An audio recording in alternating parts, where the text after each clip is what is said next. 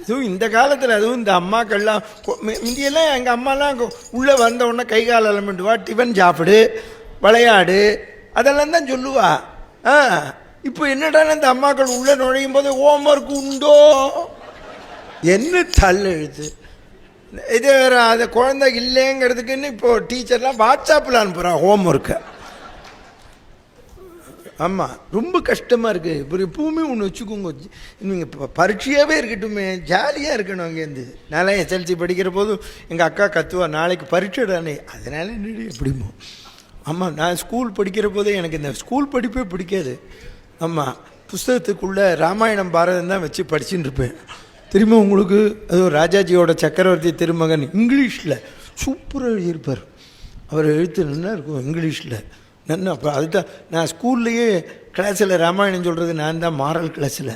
எனக்கு பாவதரன் பேர். பக்கத்து கிளாஸ் வாத்தியார் பாடம் நடத்தலைன்னா என்னை கூப்பிடுவார், பாவதரை கூட்டின்னு வந்து உபன்யாசம் பண்ணுறாம்பர்.